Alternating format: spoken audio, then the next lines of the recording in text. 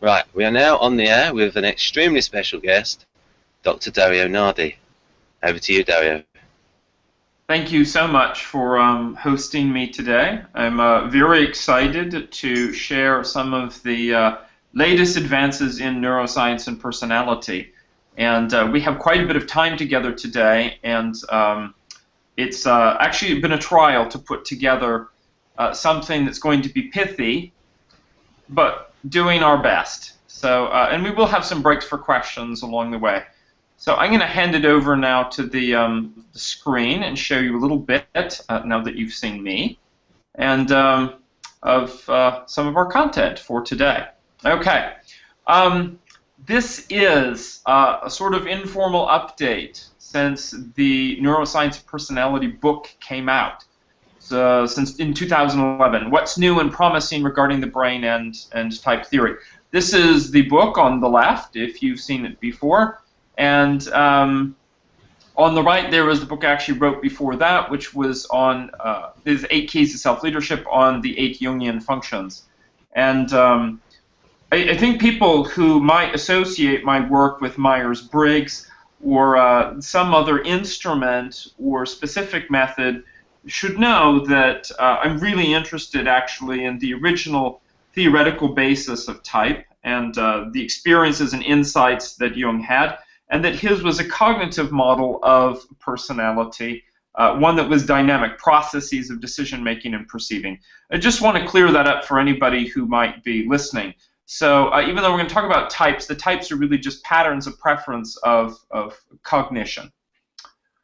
Let's see. So advances in the last 3 years, going on 4 years. What's been going on? My hope is to be putting out a version 2.0 of the book and including the topics here, along with some technical stuff about EEG, because I know people are interested in that for whatever reason. So twice as many subjects. So people say I don't have enough folks in my study. Well, first of all, it was always a pilot study. And second of all, yes, actually, as meta-studies have suggested, working with American college students is not a very representative sample of human beings of the world. So with that in mind, even though I originally looked at a variety of ethnicities and equal male and female, I really expanded to ages 25 to 80 and have now about 125 subjects. And by the time I publish, should have about 150. Which is a huge number for neuroscience. I really want to stress that. It's not a big number for something like a pencil paper instrument, but it's a lot for neuroscience. I also developed this NeuroPQ assessment and other materials and tools. If we have time for that, I'll mention those.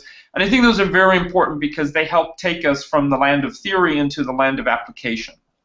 And many times applications can reveal new things.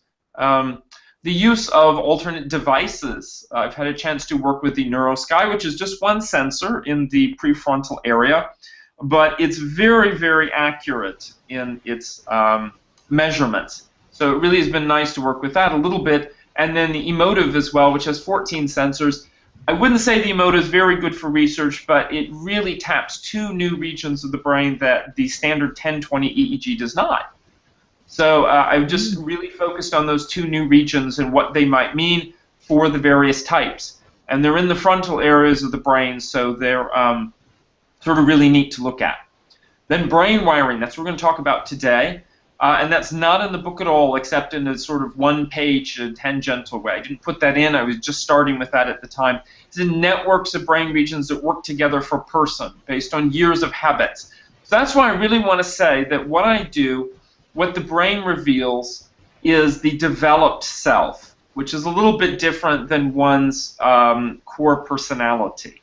I know in the traditional psychological research that traits, your behavior, what you show, your habits, is your personality, but that actually is contrary to the long-standing definition of personality, which is that it's those things that are immutable, that are constant over time. So I'm just talking about the developed self, really, is a lot of what we'll do today.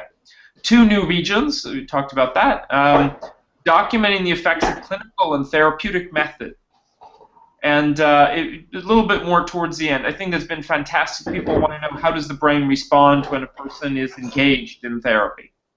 More insight into those prefrontal regions and executive styles. Right here, if you're to tap your forehead, those are your prefrontal areas. Avoid damage to your head there.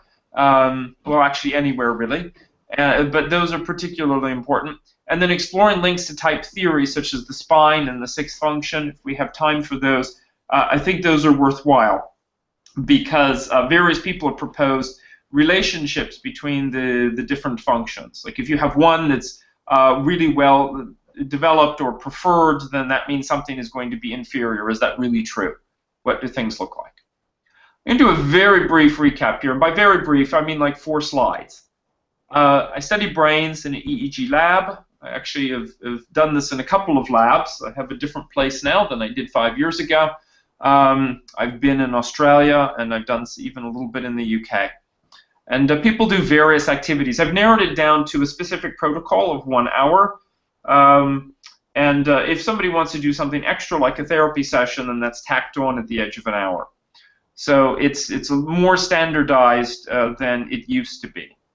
It was fairly standardized before, but now it's really standardized.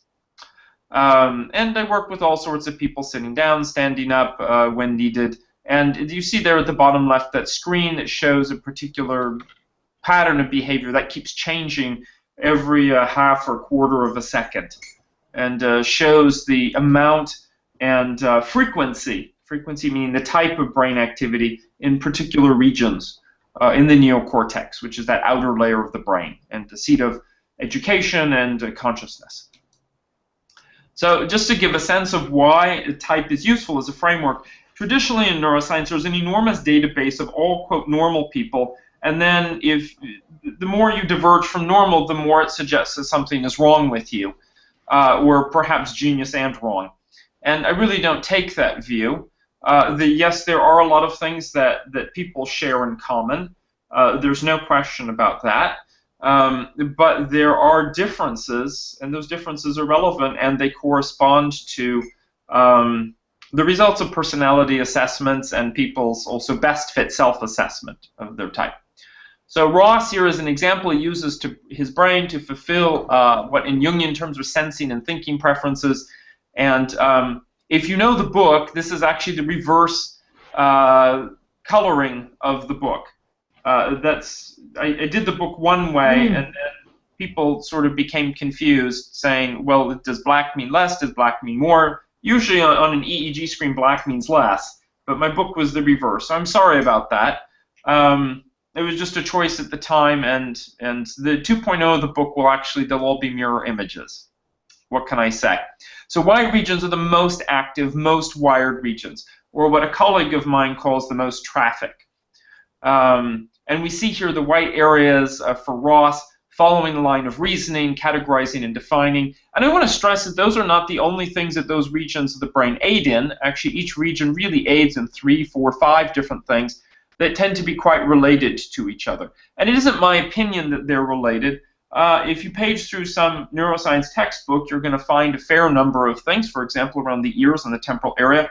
And if you go out and do some scouting on papers that have been published, or page through the bibliography of the 1.0 version of the book, you'll find that there really are published peer-reviewed papers that support that these parts of the brain aid these different things. And I use the word aid or help because it's not exclusive.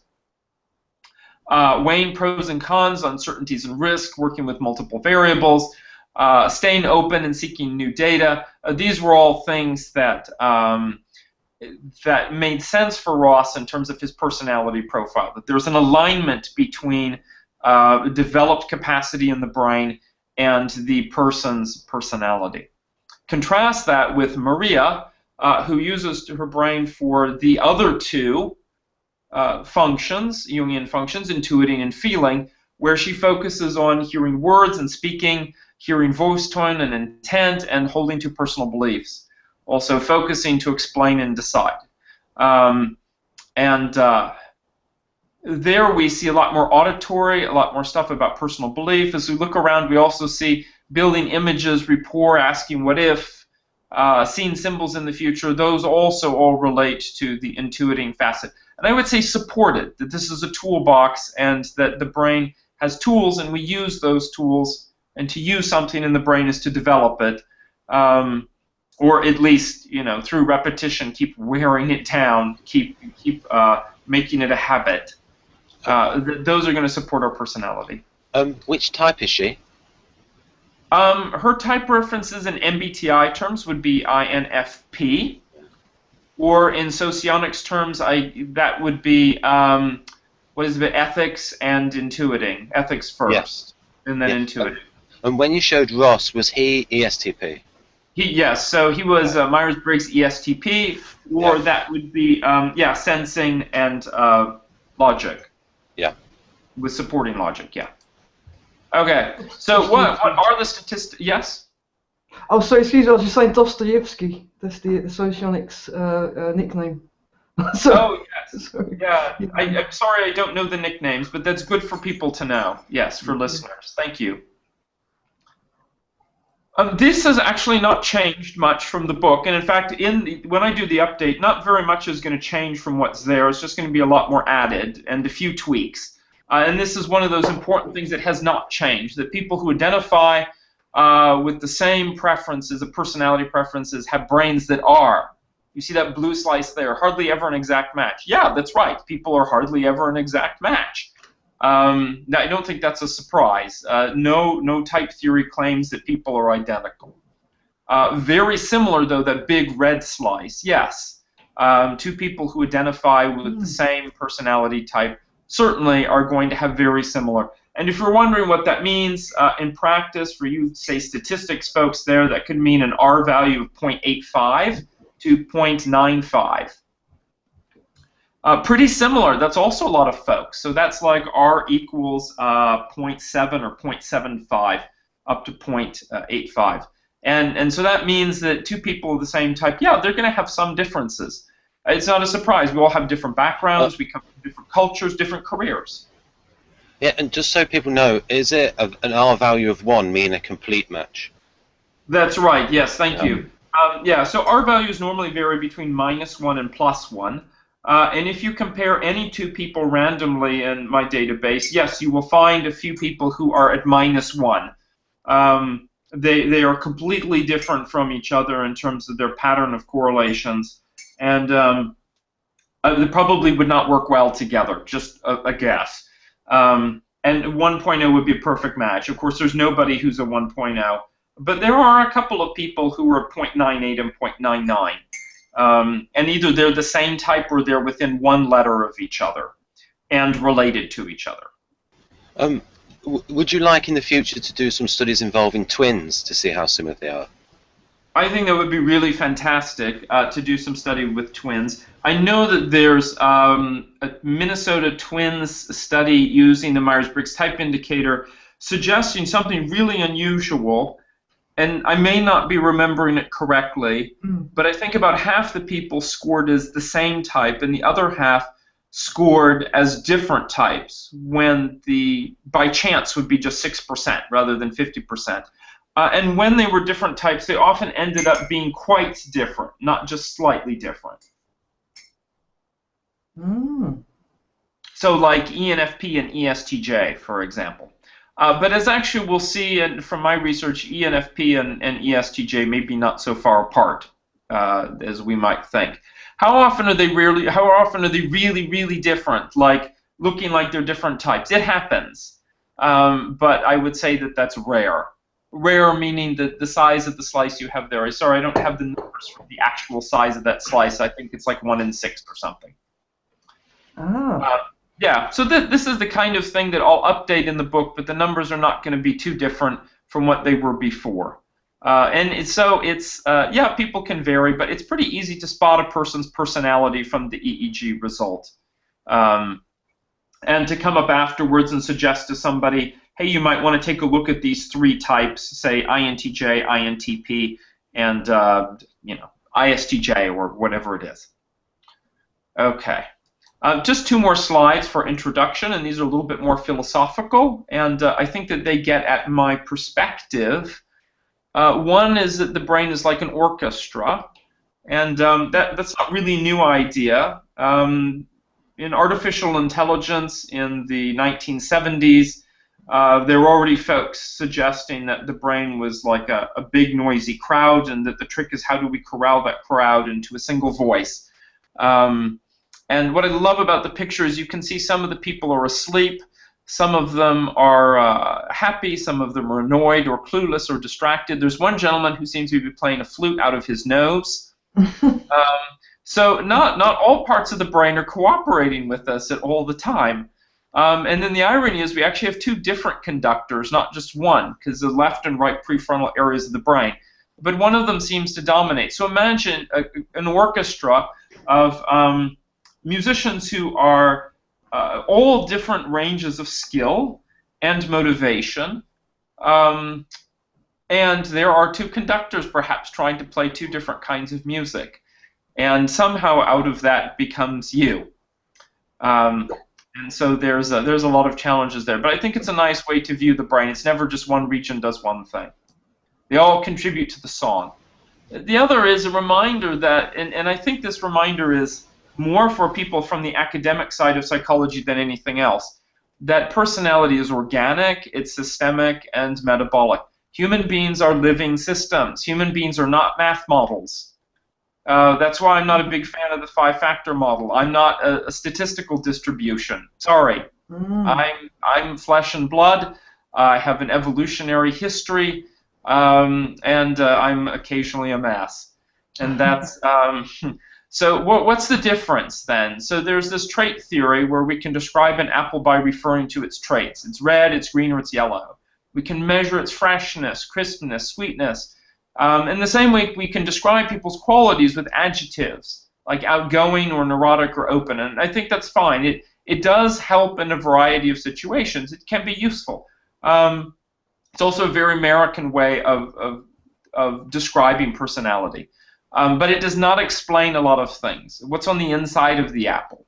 What is its role in the bigger ecology? So that's where the systems theory comes in. And we can see there in that picture that the apple is only one piece in the hands of the, well, that must be an awfully small apple. Sorry, that's a crab apple, I guess, or it's a very big squirrel. If we want to raise healthy apple trees, you want to be an apple farmer, you need to know more than traits. Why do apples have seeds? How do they metabolize, the sunlight and the soil and the rain and all of that? So that's why I really love the Jungian theory, because he deals with verbs. Okay, the 8 functions involve verbs. Comparing, empathizing, inferring. We can look at all of those things and ask how do the functions aid us in doing those. So that is what really excites me, and that very much is my perspective. And I also view personality as not something that lends itself easily to definition. If it did, then that means human beings lend themselves easily to be circumscribed, to be defined. And as Gödel's incompleteness theorem suggests, that's a very unlikely way forward if we want to understand what goes on with people. I say suggests. Of course, Gödel didn't say that. He was talking about something else slightly different. And now is the time for some questions. If you think that some people out there may have questions, or my host, if you have some as well. Oh, wow. You got through about 70 slides already. Wow. Yes. Wow. Okay. Well, yeah. I will go back to some of my questions, which I had in the message to you. Okay. So here we go, folks. I have to now. Looking forward to them. Right. So if I'll show something called this is relating to Socionics, and this diagram will show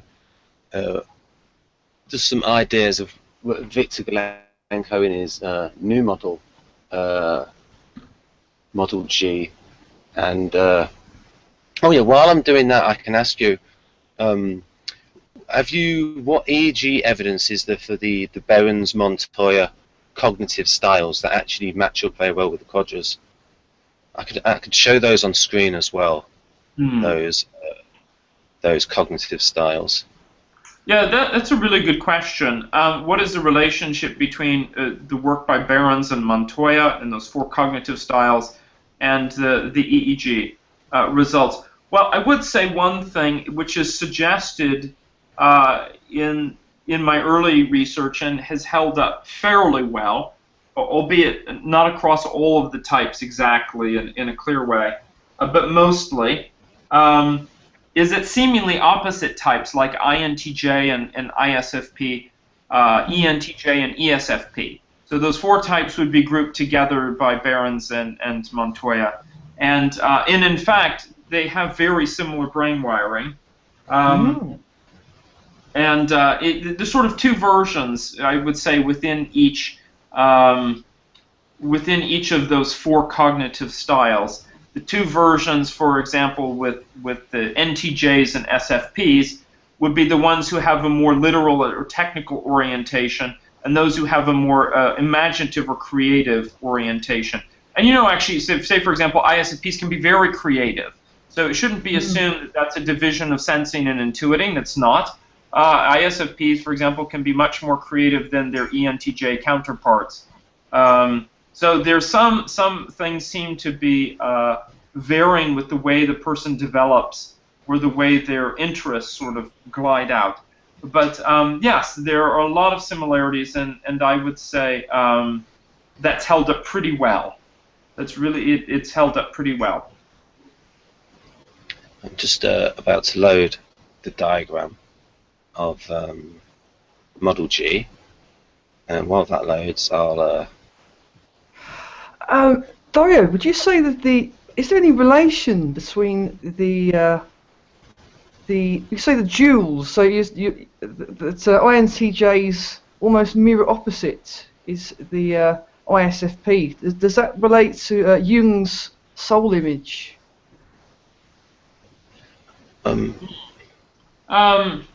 Yeah, so it's sort of interesting. There's a couple of ways to analyze the data. I'll start with that. One way is to just look at the brain wiring, the developed self. And there, INTJ and ESFP can look really very different from each other. However, a second way to look at the data, to analyze it, is whole brain patterns that arise during the course of the session. I would say that there are things that are thematic. For example, the way that the brain might go into a theta state versus alpha state over all regions. Or the way that INTJs tend to have regions that developed around imagination, focus, and planning, and some empirical reasoning. Whereas the ESFP, you see much more around the senses, interacting with the sensory environment, and listening, and empathizing with others. So thematically, the two types are almost opposites of each other, even when the brain regions can look, statistically very similar. And the thematic aspect, I think, is where we see those opposites. And then what's fascinating, because I've been able to look at adults now, is notice how much they tend to grow toward their opposite type. So what might be called the inferior function, or really I find it's the third function that's very prominent. So for INTJ, that would be introverted feeling, and then from there may be some extroverted sensing too of the ESFP. But yeah, thematically, they're still very strong themes of opposites. But opposites that grow toward each other. Very different when I would say there's a different kind of opposition, say, between INTJ and ESFJ, where they don't really grow close to each other. They're quite different, and they remain that way. Yeah, in Socionics, they are conflictors. So ESFJ is the type that INTJ gets on the least well with, according to the theory. I don't know if you can confirm that. I have a lot of respect for some particular ESFJs who are really fantastic at what they do. So I suppose I'm using my own criteria for evaluating them. But I do have a particular weakness, which is that with some types I simply stop listening to them, and it's only some types. I just can't seem to listen. It's like my brain just desperately wants to go somewhere else, and that would be one of the types. Right, I'm going to show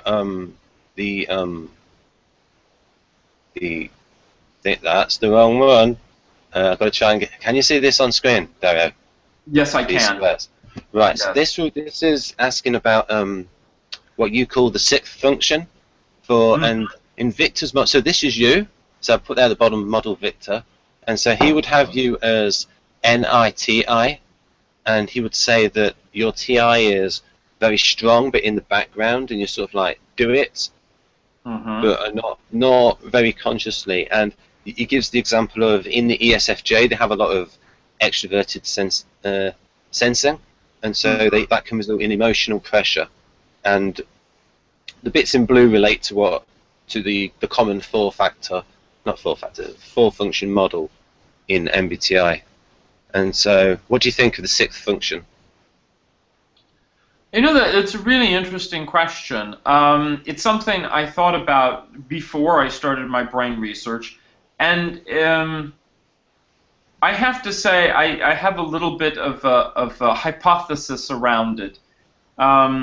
When you take two people of the same type and ask how well is their sixth function working for them. In other words, it's always there, it's playing some kind of role psychologically, but how well is that role integrated into the orchestra of who the person is?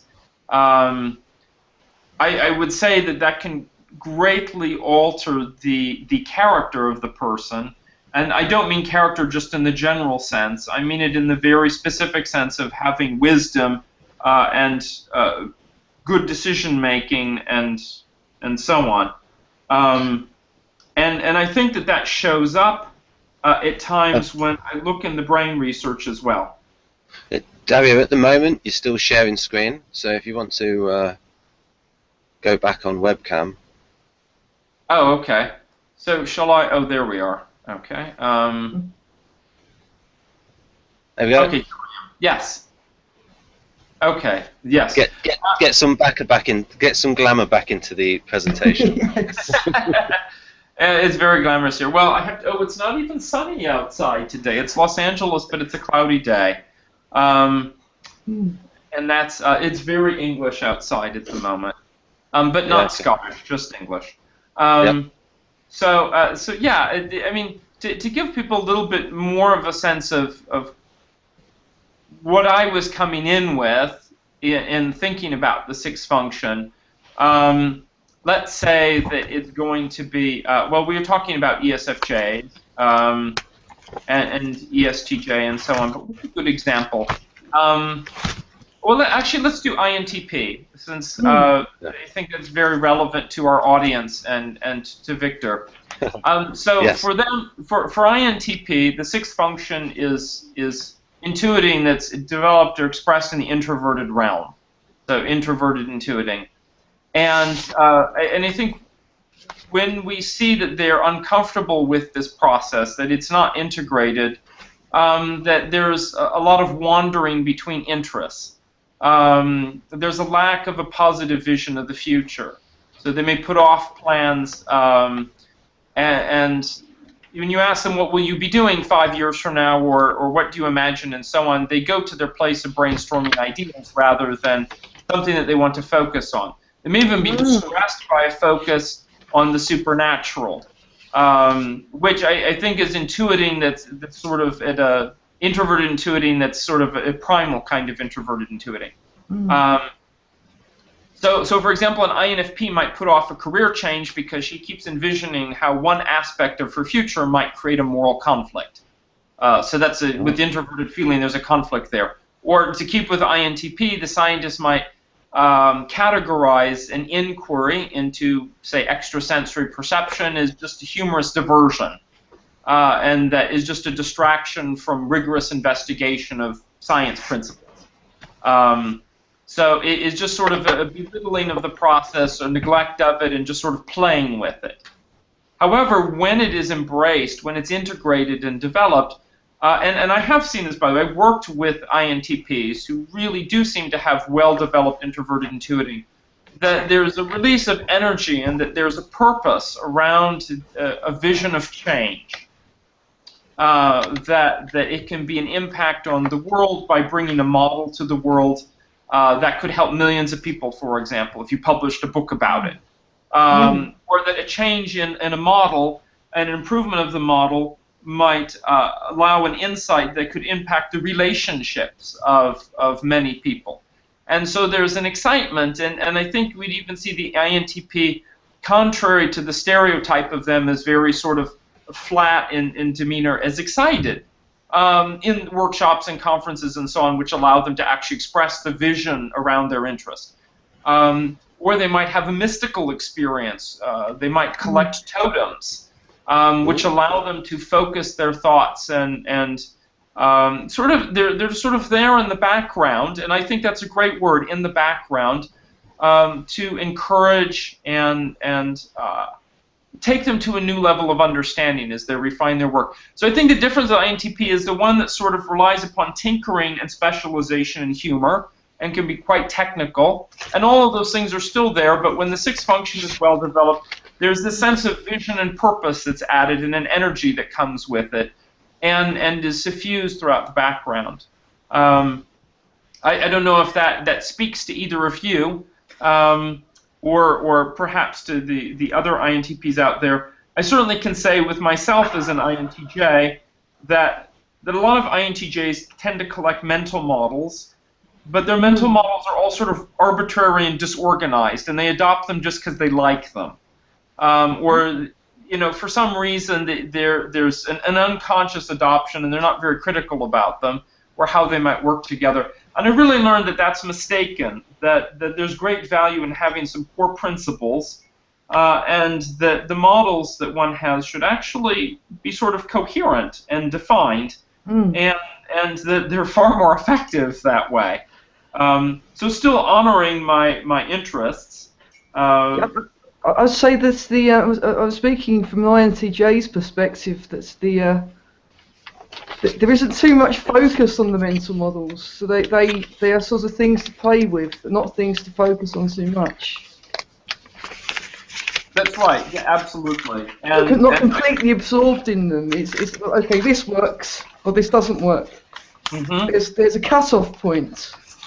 It seems the INTP will be completely absorbed in these systems just for the sake of the system itself. Dario. Yeah. Yes. Do you think that the INTJ Balzac type uses TI more negatively than the INTP, in that they might use it to dismantle someone's reasoning, dismantle a model? Yeah, you know, that's an interesting hypothesis. So there's one view of, at least in the Western use of psychological type, that says that the functions just sort of lay out in a particular hierarchy or stack. And I don't really subscribe to that. I subscribe to a little bit more nuanced view that says that all of the functions are there in the personality, and they play different roles that can be positive and or negative. And that when the function is less integrated, and particularly when it's playing one of the roles that tends to be more in the shadow side of things, then yeah, it can be more critical and it can be more negative. And that's, I think that's an interesting question. You know, there's some folks who will say, well, yeah, INTJs like to dismantle others' thinking. I think that comes out of the whole pattern of the personality. You know, most of the time, for example, on Facebook, people post something I think is silly or wrong, but I don't say anything because it's just not worthwhile. But occasionally I do post something because I see there's an idea put out there which seems convincing, but in fact, I don't want to emphasize it seems convincing or enamoring, but actually is just really quite wrong, even factually. And I think it needs to fall down in the factual. Like, I'll actually go and Google it and find out about it, because I don't want to be an idiot. Maybe I'm wrong. Maybe I should, you know, find out something about the topic. And that, you know, when that reaches that point, then yes, I can be very nasty and need to control that. But I grew up with an ENFJ mother who tried to wean that nastiness out of me. Not that ENFJs can't be nasty, by the way. Yeah. They're I have some experiences of them. Yeah. But the ones who are a little bit well balanced, and I think overall, you know, like I used to have a very cynical, sarcastic sense of humor, and I decided in my teens to just simply jettison that, and Oh, yeah. is that because you grew up in California and that's not quite the culture? Well, no, actually, I did a middle school and high school in the Washington D.C. area. Oh, right, okay. Which really could be almost, I mean, couldn't be any more different Right. within American culture than California. Very sort of conservative, and I don't mean politically conservative, I mean culturally conservative. Conventional. Very conventional, yeah. And it was a very good school, but no, I just, you know, it seemed like remaining positive, and I think that was sort of an adoption of my inner ESFP somewhere. You know, I love the ESFP whistling by the graveyard. Yeah. Yeah, just to remain positive as much as possible and hope that whatever unpleasantness will therefore go away. Yeah, you just mentioned something extremely interesting there. The idea that you have the jewel or soul image within you, and if someone matures, do they become more like their jewel? I think you touched on this earlier. They become more like their jewel. So do you develop more ESFP-like qualities as you get older? Well, and you know, so that really touches something that we're going to get into a little bit, and that's that developmental piece. And I believe that there are a number of pressures that move us developmentally. One is our innate type preferences, and I say innate not necessarily meaning we're, you know, born that way. I don't have a strong opinion about that, but they're there from very early on, as any mother can tell you in their various children. That's one pressure. Another one is the career. You know, you spend 20 years practicing something, you're going to grow toward your career and the culture that surrounds the career, the way of thinking. The schooling system and education growing up. Parents, if you're married to somebody for 30 years, I would hope that has some effect on you. It's certainly the joke that many women will hope that they'll have some effect on their husband, right? Yeah. But I do believe that there is an innate but small push towards growing towards the opposite. And I believe that there's a good neural mechanism to explain that as well. And we are going to talk about that because I think it's just fascinating that we would be built in a way that by midlife we actually are pushed to develop our opposite side. But whether that comes out in a healthy or useful way, I think that there's a lot that depends on individual circumstances and where we take it. You know, like I meet INTJs, and some of them who are younger can be really horribly obnoxious and inappropriate. And others who come from maybe a little bit more balanced homes seem more amicable and positive, albeit usually also a little bit more detached and ineffectual in their ambitions. And then as INTJs get older, perhaps life hits them over the head enough times in the first category there, or in the second one, enough opportunities arise to allow them to develop their confidence, really to express that, that they develop in a new direction. And that, so I do believe that happens, and we'll look at the brain wiring as we compare people of different ages. And not only that, but the parts of the brain that get active are not necessarily the ones that are well wired underneath. And so I think that's maybe sometimes hard to explain, but you know, we have this long-term result of wiring that's there from years of development, and then we have this stuff that's just in the moment, contextual. You know, the particular brain region is being tapped for listening because we're being asked to listen to somebody. But that doesn't mean that our listening skill is well wired to the other parts of our brain. And as people approach middle age, we look at the brain wiring and we say, yeah, this person is certainly an INFJ because they match the INFJs really well statistically. But then we just look at the raw brain activity during that 1 hour when they try various tasks, and they don't look like an INFJ. They don't. Their brain activity doesn't look like one. And I think the example I use is with handwriting. If you know, how many of you are really concentrating hard when you sign your put down your signature. You're not, because you've been doing it for decades. We're no longer 5 years old. We don't have to focus on the task. So the brain wiring is there to sign our name, but the brain activity is very low when we do it. And this was something that's really important to tease out and understand development, because when you look at people at middle age, many times you're going to see brain regions that are active continuously over the whole session. Even though I give great diversity of tasks, and yet that picture that's created is very different from their underlying brain wiring. Can I show this, or is it out of date now? Because I could switch the screen and then you could talk about. Is that okay? You can show that off. Yeah. No, the mention of handwriting sparks off a question. I'm not sure if it's easy to answer. It's a little bit specialised. There is two schools of thought when it comes to writing, handwriting and typing. There's some people who say that handwriting unlocks creative resources, and typing on the keyboard locks them up. Have you experienced that at all? Well, there's some really interesting research that's come out around the use of electronic media for learning, including iPads and keyboards and so on, versus the use of books and pens and pencils and those other manipulables. And of course, people want to know in education, do kids learn? Do people learn equally well, or perhaps even better, with the electronic media? And it seems like, in terms of the process of learning something new for the first time, that there's not a big difference. That electronic media and a book and whatever, people enjoy that and they get to move the screen around and that kind of thing.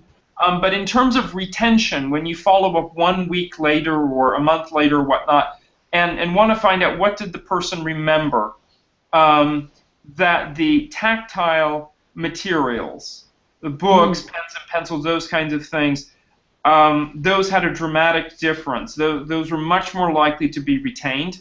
And in fact, many cases when people read media just on, say, an iPad or a Kindle, they had zero recall. Not just low, but zero recall. And the discovery came with something that was fairly recent, a year and a half ago, in August of 2013. And I don't remember if it was Nature or Science, showing that the current models that we have of memory in the brain are incomplete. It's not just the hippocampus.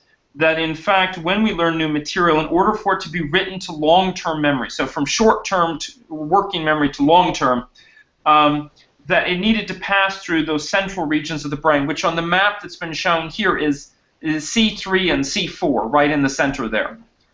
And in fact, it briefly passes through those regions, and it needs to in order to be written to long-term memory. So it makes sense with manipulatables, like a book that you're holding or a pen or pencil that you're using, that those in fact involve C3 and C4 regions. And necessarily, we know that those parts of the brain are involved in sensation and movement and so on. So it's really interesting that when I came out with the book here, I had seen on the EEG that recalling facts and recalling aesthetics were associated with those two regions. And then a neuroscience person, who shall remain nameless, just a student actually, the only criticism I ever receive are from neuroscience students, not actual people who do research, what is it? Students on blogs who have INTJ or INTP preferences. And they're like, no, that isn't true. Like, recalling of facts and aesthetics aren't associated with those regions. And I said, well, this is what lit up when I used the EEG. And so I'm just reporting what's there. And then lo and behold, 2 years later, an article comes out saying, yes, I mean, this is, I think whether it's Nature or Science, I don't think it matters. Those are both quite prestigious, saying that yes, actually, memory is involved very much with those regions. So I imagine that if we were to do a study on just, say, keyboard typing versus handwriting, that yes, we're going to see a difference in retention. They're both tactile, but they do involve different regions, I suspect. And in particular, the handwriting is simply, by hand is simply more tactile, more somatosensory to begin with.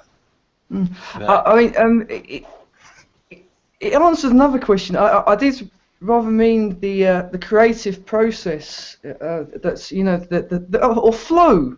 That's what I mean. So when it's but it does. Oh, that I can speak to. That I can speak to because I have tried with a number of adults who've come in and said, "Hey, I want to actually better understand my creative brainstorming process, and I'd like to either use a little journal pad or the keyboard or both."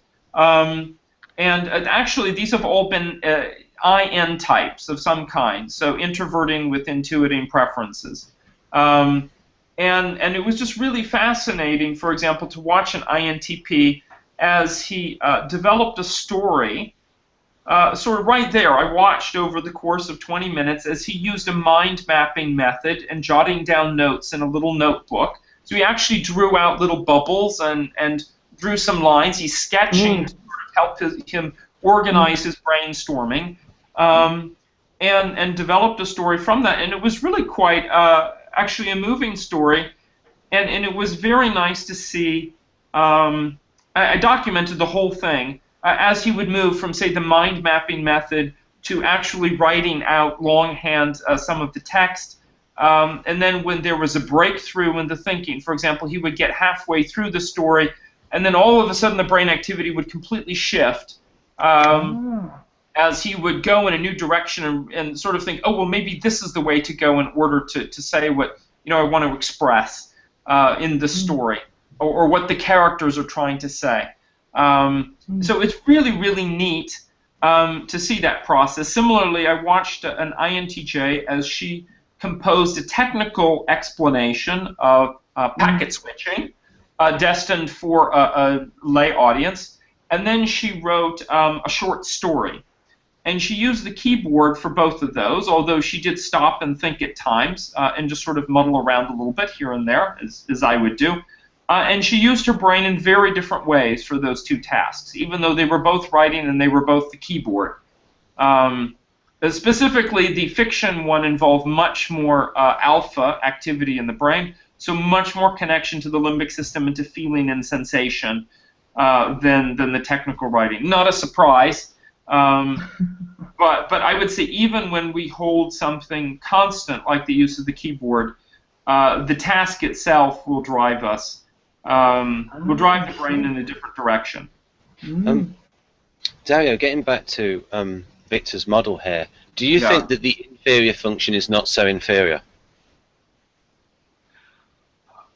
That it's really interesting because the word inferior is a little bit pejorative, suggesting that something is terribly wrong there.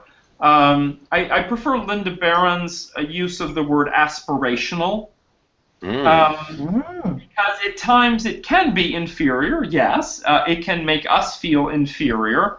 And on the other hand, though, we can aspire to it, to do well in it, to like when others do well in it.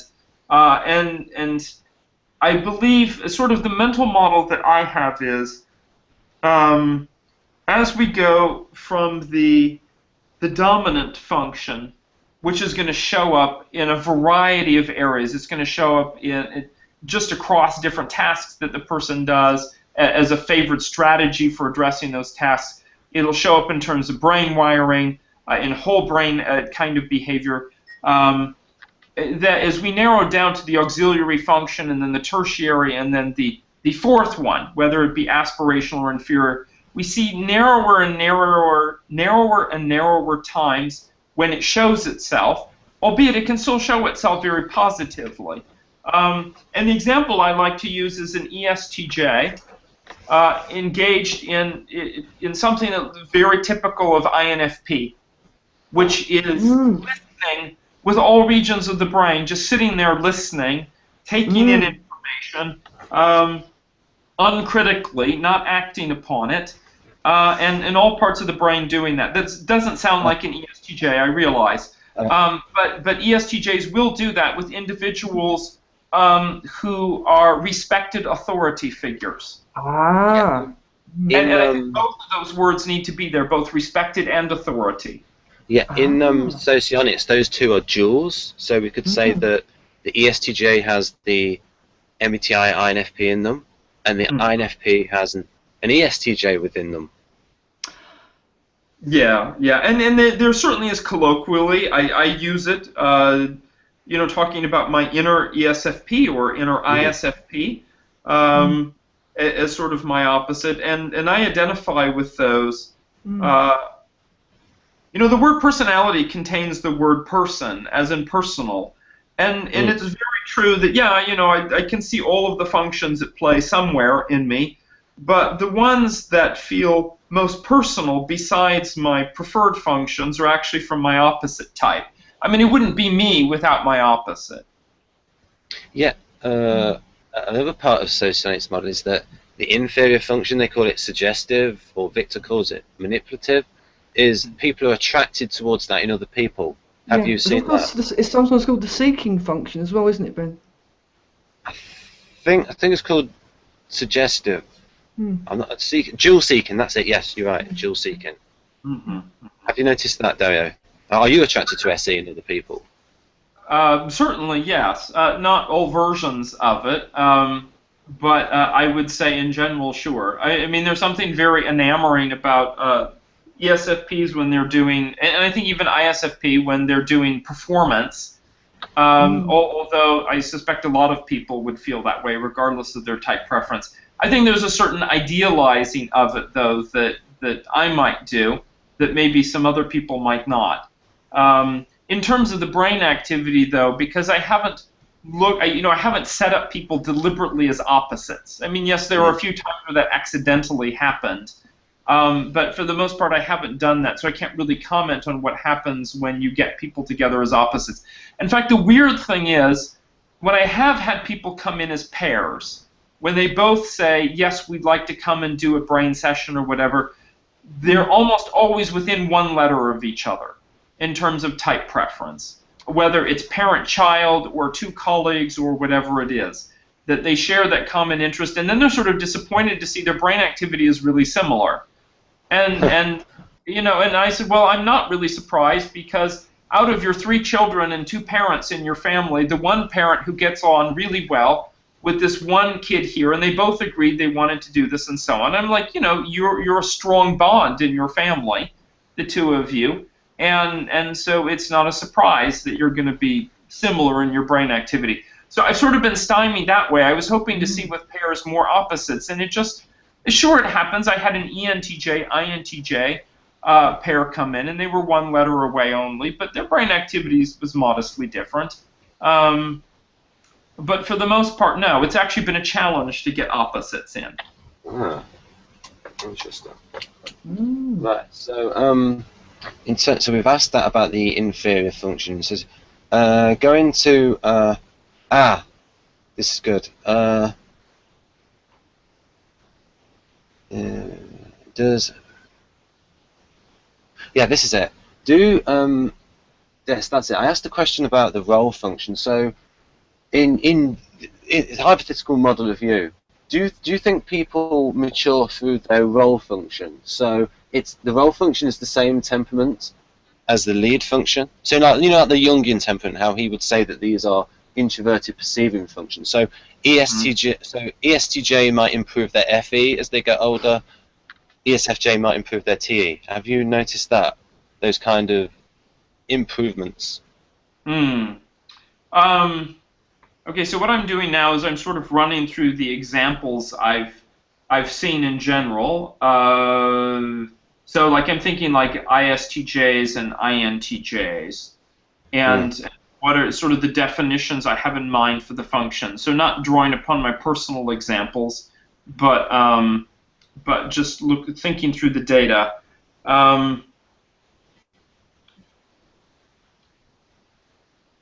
You know that it presents an interesting question, and I think it's one of identifying what's going on and distinguishing between behavior and intent. So, for example, Yeah, there's a whole school of thought, and in fact, Isabel Myers was of the school of thought that say INTJ and INFJ are quite similar, not just because of introverted intuiting, but because for INTJ, the third function down would be extroverted feeling, not introverted feeling. And you know, and people who meet me might think, oh, Dario was very nice, and you know, I'm paying attention to what's going on better than an INTP of a similar age usually, in terms of social appropriateness and that kind of thing.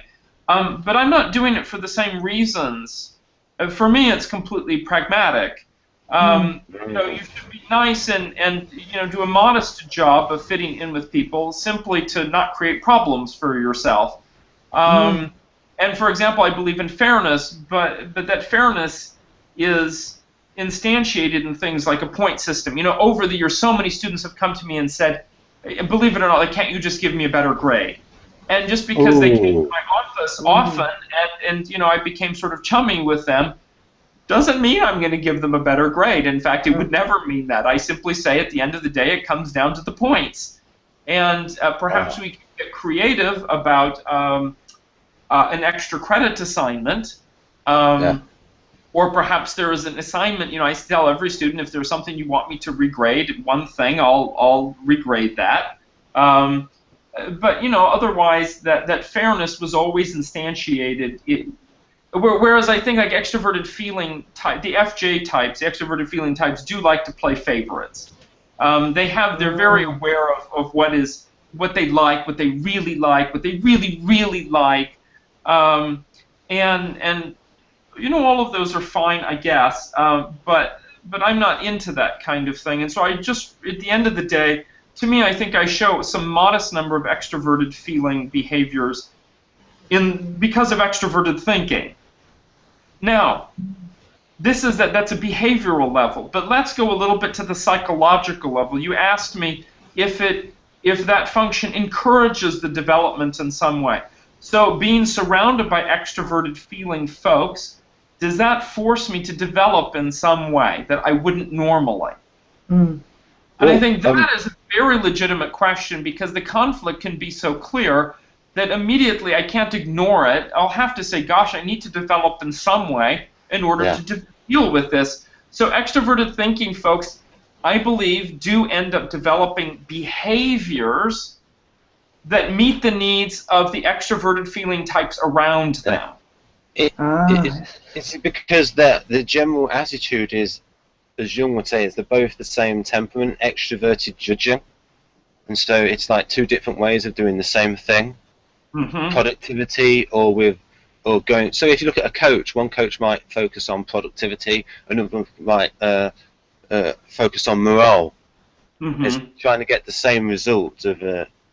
And so you see, probably in sport, you've seen like some coaches that are very FE and some that are very TE. Oh yeah, and it's really fascinating actually to compare, say, ISFJ and INTJ, two types that in theory are quite different, except for those in Myers-Briggs are called the attitude orientation, so the IJ aspect of it.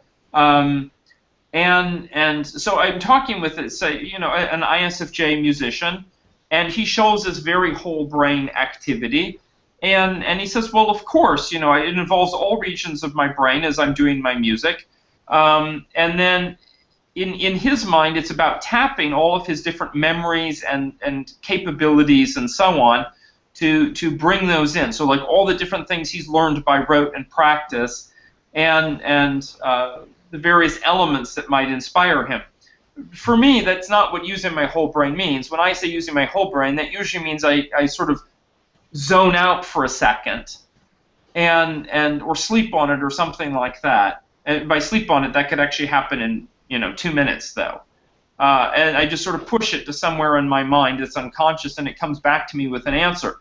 On the EEG, it actually shows up as looking like the same thing, but in practice, they're very different. And one of them is much more introverted intuiting, the sort of inspiration that arises from the unconscious, that's a whole image of what we're going to do or what the vision is.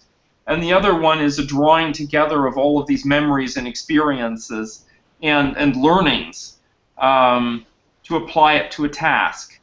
And so that's it's something that shows up in the brain that looks similar in one way, but in fact is exactly as you said. And the same with the EJ types. Gosh, you know, the ESTJ and ESFJ, sure, they're absolutely both. They're going to be at times very much using the left prefrontal area, but how they use it is very different. Right. I'll just ask. I don't want to forget the net. I'm just going to ask a question about. Does the INTP, as they get older, improve? Their role function is FI, because that's part of the overall introverted judging temperament. I wondered if they improve FI, because I feel I've improved mine as I've gotten older. So I guess one question is, what does it mean to improve a function or use a function? Yeah. Is it purely psychological, or is it that the function is there associated with it particular capabilities, typical capabilities?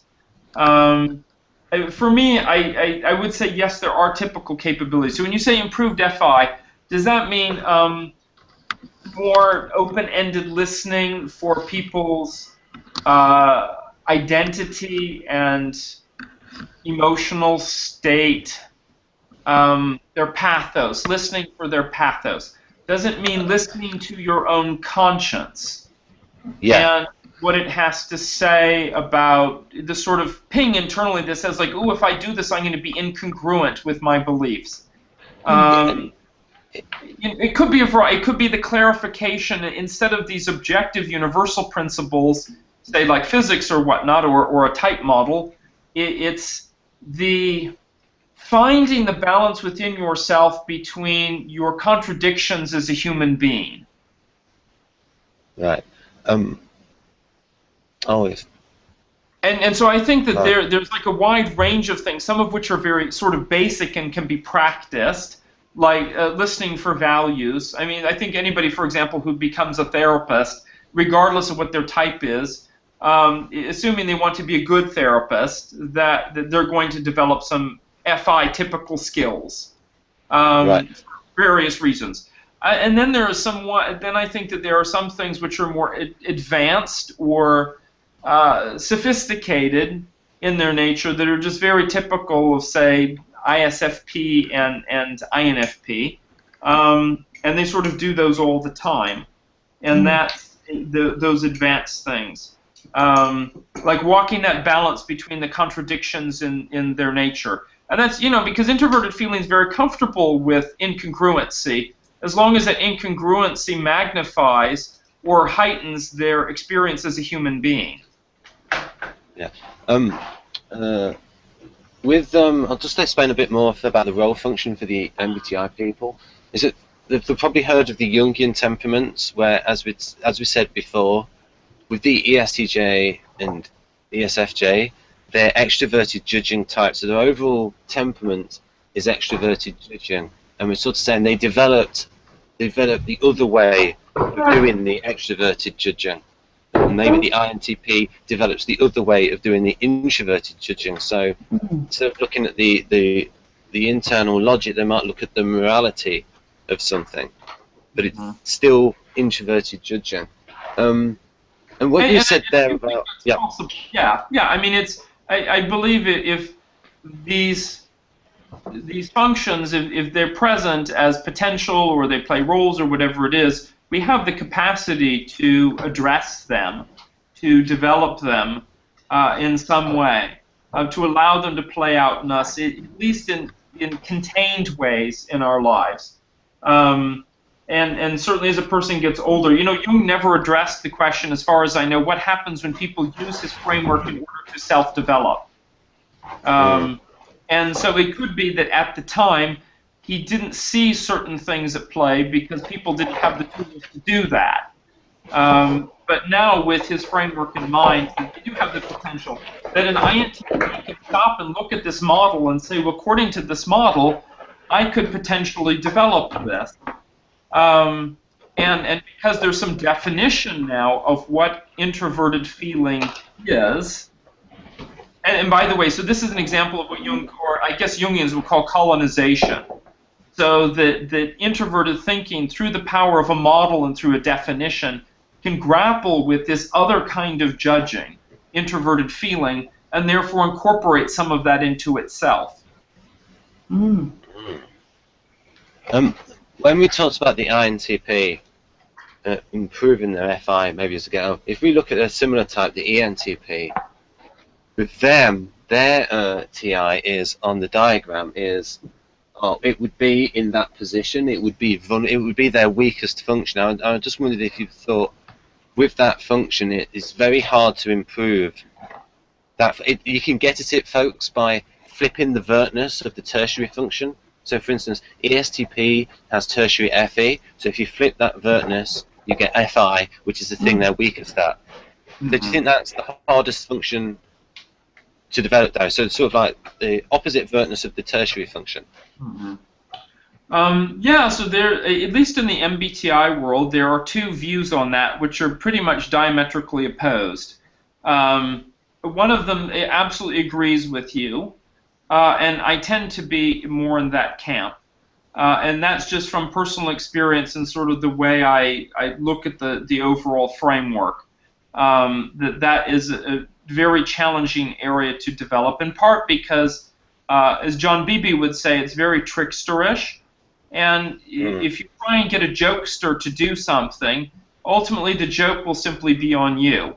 And so it's not something that lends itself well to development. But there is another school in at least the Myers-Briggs community, which says that actually it's fairly close and easy to develop, or not close and easy, but it's fairly close in that it shows itself in the person. However, my hypothesis is that the people who tend to hold that view are a little bit more the old school, and they tend to be individuals with a background in therapy. And so I wonder if their exposure is really to all of their clients who've come in with psychological issues, and that function there is actually appearing more so than it would in the average person because, in fact, or part of their dysfunction. Yeah, Socionics uses that concept of the polar function or vulnerable function as the basis of its intertype relation of the conflictor.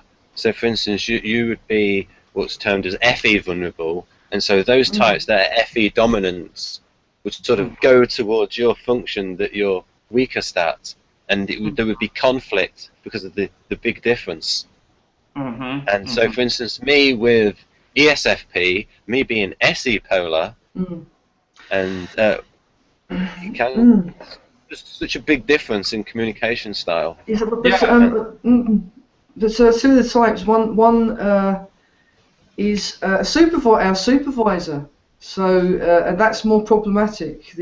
Actually the relation with an ENFJ would be potentially more disastrous at times. Than the conflictor. So the ESFJ it can work, but the ENFJ it can be, potentially volatile, we can say. Yes. What do you think of ENFJs? Yeah, and I think that word potentially is important. So a number of years ago, I did a workshop, and assigned to me was someone with ESFJ preferences, and it was a type conference. She knew her preferences. I hadn't met her before, and I had to say that we actually worked very well together, and she did a fantastic job.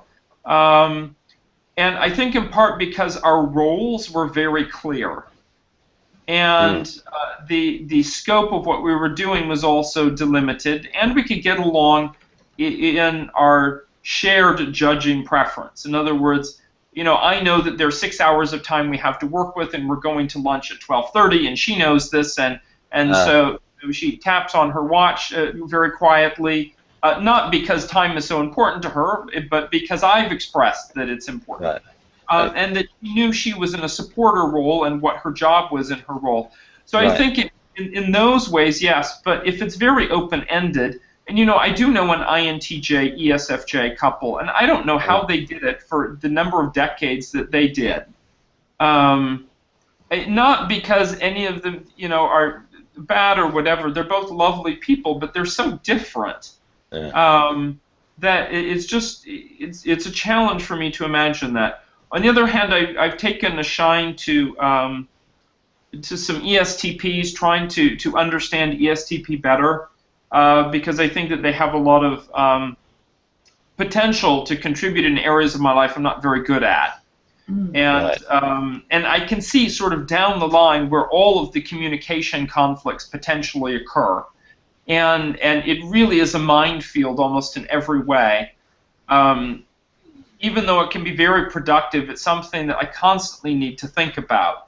Even when we share some, with my introverted intuiting, ESTPs can have some childlike or aspirational introverted intuiting as well.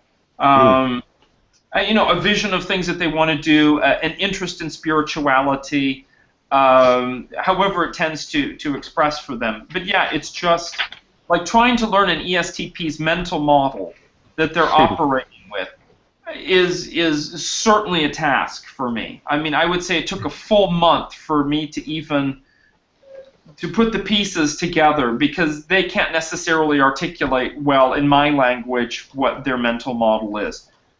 And that's, and not to mention the extroverted feeling that also might come out with them. And I don't even know how to respond to that.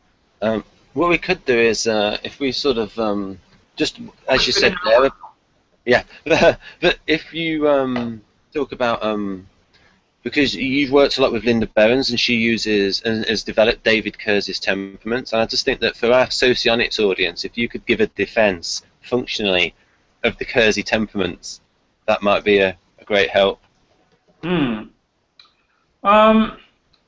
Linda Behrens, whom I've worked with since 1993 or 94. I think I met her in 93, but I started working with her in 94. And have done a number of books with her and so on. I mean, I'd say professionally, I'm very, very closely aligned with her thinking across the whole range of type.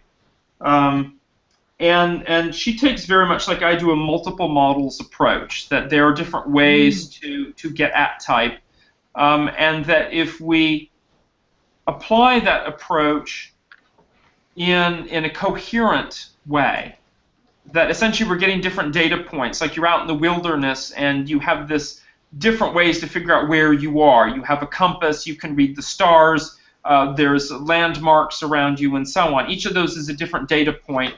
If we have a coherent model of how, say, stars and compasses and landmarks work together, then we can actually do a pretty good job of locating where we are, to get a 3D picture of ourselves. And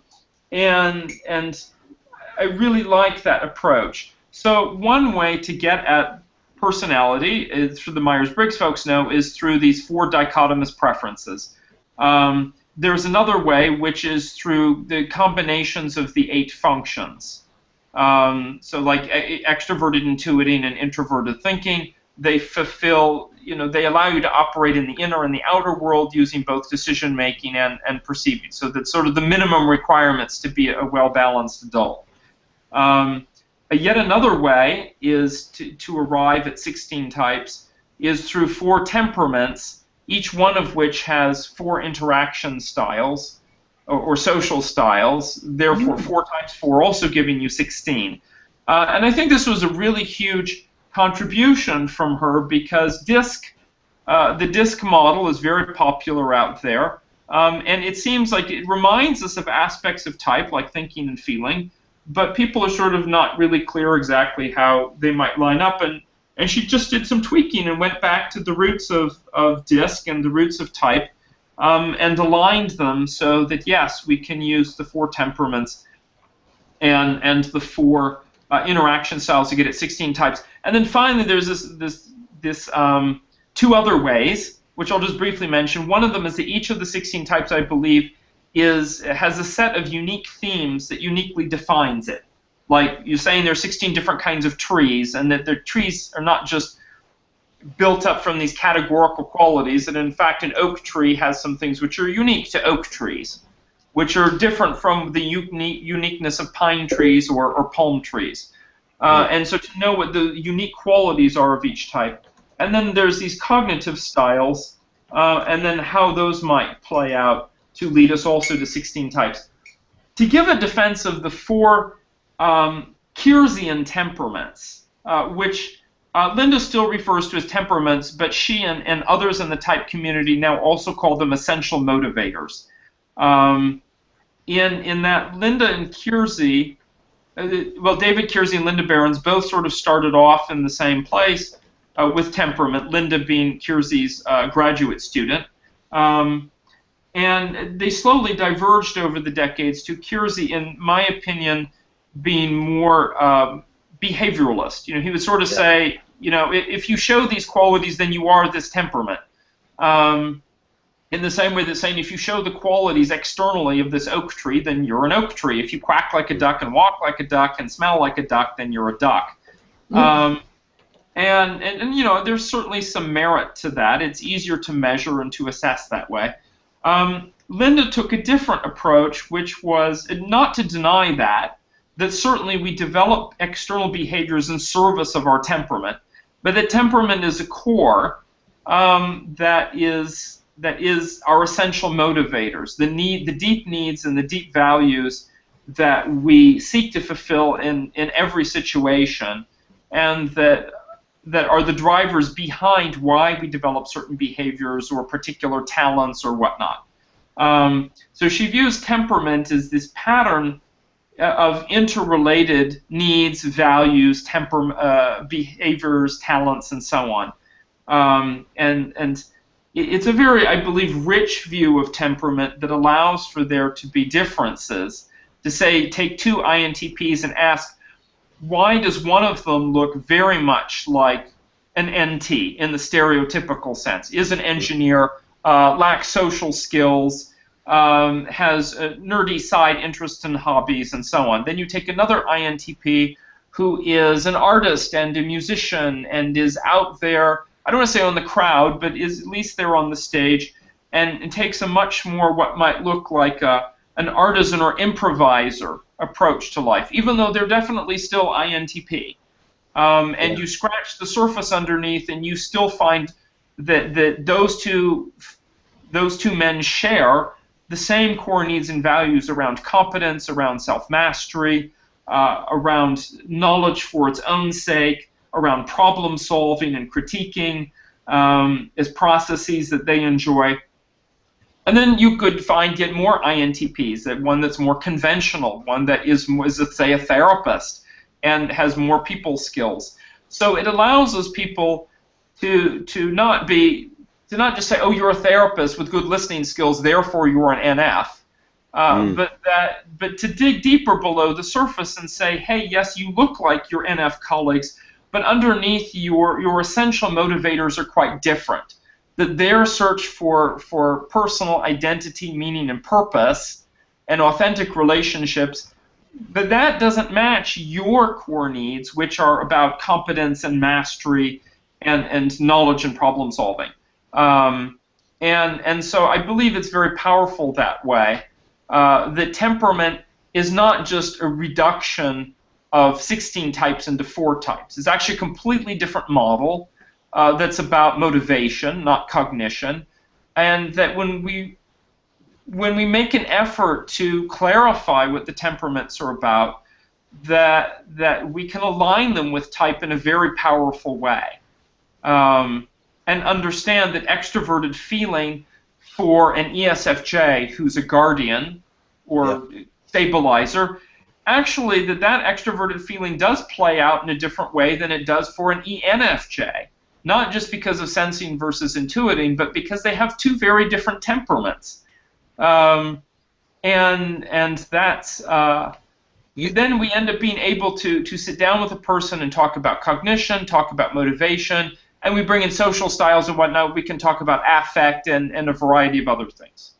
You once sent me a message about the functional basis of SJs, and you said something. Could you sort of go through that explanation again for the folks? Because I think it was very... Oh, right. So, I think the question you asked is, why is it that the temperaments group the way they do? with the Yeah, types. so, and the functional basis, though, in terms of the Jungian functions. Oh, What yes. just you Yes. mean? I'm not sure I can say it verbally as well as I typed it to you, but let me try. Yeah. So the four temperaments do divide along sensing intuiting lines. In other words, two of the temperaments have use sensing as a favorite process, and two of them use intuiting as a favorite process. Beyond that, though, there's some differences. With the intuiting types, it's feeling versus thinking, and with the sensing folks, it's judging versus perceiving. In other words, SJ, SP, and then we have NF and NT. And for some folks, that they might find that disturbing because they're like, well, why is it matching with different letters in different ways? And I believe it's in the nature of the functions themselves. And by the way, this is not my idea. I don't know exactly who came up with this idea, but it was taught to me when I did my certification in MBTI years ago. So someone out there early on in the type community developed this, and I suspect Linda Behrens could tell me who that person is. And the thought is this, that sensing is very concerned with what is and what has been, what people are actually capable of in the situation, in the context. And there's a certain affinity there for how one orients to the outer world. In other words, one is not in one's head. The person is doing stuff. They're recalling things that were real experiences. They're experience-oriented. So that the nature of the sensing then really matters in terms of how it orients to the outer world. And because it is so much about things which are concrete and experiential and so on. In other words, sensing is concerned with its practical aspect. And is that practical aspect about adaptation in the moment, or is it about drawing upon what has been learned? With intuiting, I think we all sort of know, and sort of jokingly sometimes, intuiting types tend to have their heads in the cloud. And what's important to them is their thinking process itself. Like, there isn't always this clear distinction between my mind and reality. They sort of all mix together. And an idea that I have is inspired by something I see in the environment, or I notice a pattern of something that's going on, and I'm like, well, is that really real, or is that just an idea that I have in my head? So what's important for the intuiting folks is just the interplay of the various functions, not how those functions play out in the world. So just the functions themselves. And therefore, is it intuiting with thinking? In other words, is the intuiting something that is more around criteria and objectives and being impersonal, or is it something that is more feeling in its nature? And just sort of, it's the abstract quality of the functions. I mean, the functions themselves, it's an abstract model. It's a pattern of things. Yeah. It's processes. So the loving of processes in which processes work together. I hope that I made it clearer instead of less confusing, but that was my try. Okay, thank you. If you talk a bit now about the Victor's model, I can try to explain this. He has these as energy position, so that's the highest energy, and that's the lowest. So it's sort of like psychic energy. And so for me, I would have TE there. And Victor would say that in the INTP, we think a lot about TE, and we could say, and the Russians call and the Ukrainians call TE business logic. So we would actually maybe think about how to implement things, but we don't have the energy or the organizational ability to actually enact it. And I'm just wondering if you sort of noticed that in the INTP. It was sort of like trying to conceptualize this, what he calls the control function, which is also known as the ignoring function in Model A, where there's a lot of thought about it, but there's not the ability to enact it. There's not the energy for that function. Now, is the ability to enact it something? Let me ask you a question. is the ability to enact at something that is related to the fact that it's extroverted thinking. In other words, would it in Yeah. introverted function show up differently? It's not about enacting, it is just about Yeah. thinking about something. Yeah, I think that's just specific to that function. I think maybe for yours, from what I can remember with NE, it might be that because the INTJ is focused on one thing, they've not got the energy to look at other possibilities. Hmm. I think that's that. I'm Oh, not I sure. have many, yes, having an ENFP in my life for the past 15 years, I can certainly say there are times when, in fact, every time it's quite predictable it will happen that there will be too much NE in the conversation, and at some point I simply shut down. And Right. very much I have this response of it's enough. And it's entirely an energy issue. I just can't go there anymore with one more possibility to consider.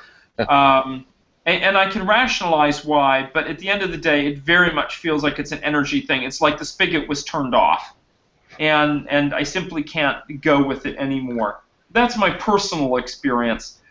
In terms of the brain activity, I mean, we certainly, there's a lot of opposition between these here as you're describing. So for an INTP, the regions of the brain that are involved in sort of deep reasoning and analysis, which are in the neocortex, are in these areas that are more interior. Okay, so F3 and F4, P3 and P4 regions. So for the blue regions there, for those who are looking at the screen, none of those are connected with the senses. And in fact, the data that they work with is fed from somewhere else. And if they were to go in and sort of say, well, what about extroverted thinking? Extroverted thinking taps those regions, mainly in the left hemisphere, that come from the senses, but come from the senses in a measured, focused way. So it's something that I can measure. It's something that I can look at and see differences. It's the words that I hear and read, and as they're written on the page and so on. And there's decision-making involved with it. So the energy goes to one place. So folks looking at that would see it'd be like O1, T3, FP1, some C3 there as well. Those are completely different brain regions.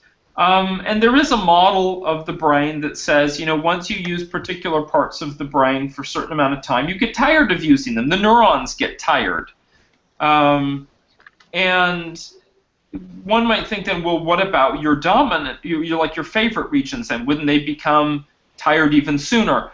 But I believe we can go a sort of level deeper and say, well, let's say those, for an INTP, those blue regions there, it's not just that you use them more often, it's you have a lot of different pathways in there. They're very sophisticated in their use, and they don't take a lot of brain activity to be used. So you can actually go on with them for a long period of time. So there's sort of a contradiction here. When we say we have energy for something, that doesn't mean your brain is using all that energy. It just means that you have the capacity to keep going at it.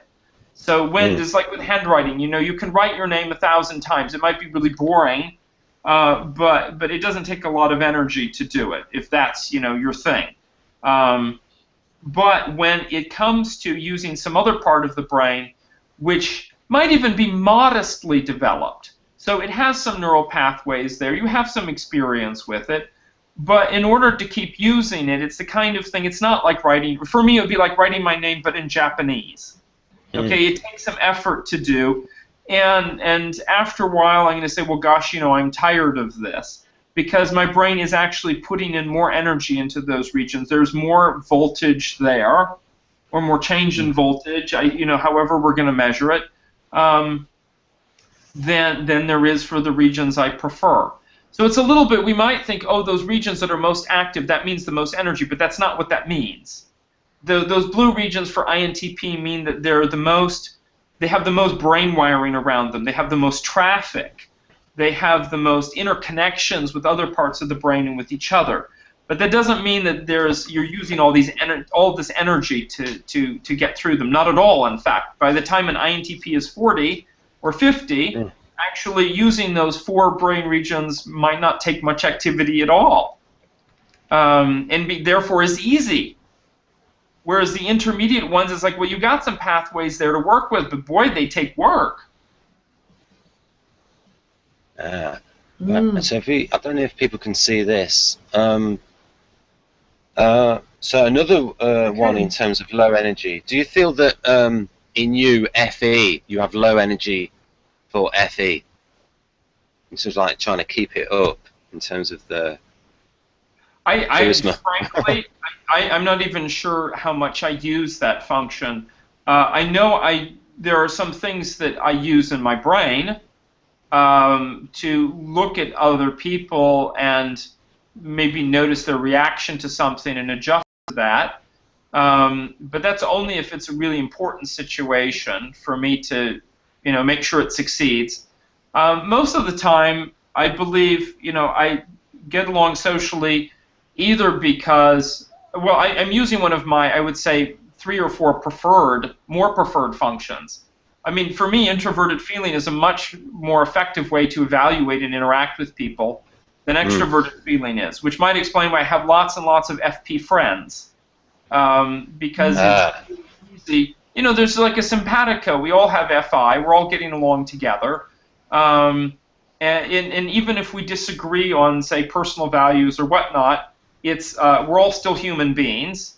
And at that level, we relate to each other. Extroverted thinking is informing me I need to do some practical behaviors, have a strong handshake, even do something. So this is a great example. When I start a workshop, I ask and I even bring this up as an issue, especially if it's a type knowledgeable audience, what are the shared needs and values of everyone in the room? I think that's a very FE thing to consider. I consider that once for 30 seconds, and I poll the audience for them to tell me what that is. And usually it's some ENFJ or ESFJ who quickly raises their hand and says, oh, it's this. And I might even hear from several people and hear several different things and summarize that, and then we move on. And the theory being that I'm going to do my best to meet those needs and values over the course of the day. But for me, it's more for me to detect if something is really off in the room, like maybe somebody says something I completely wasn't expecting, and then I actually need to do something about it. Otherwise, that information just sort of set aside, and good luck if I ever consider that again during the next 6 hours. And I think we covered SE before, where it's so in terms of these, Victor will have these as energy positions. So I actually learnt a new word from him, pessimum. So like below minimum. Yes. So FI and NE with like pessimum energy.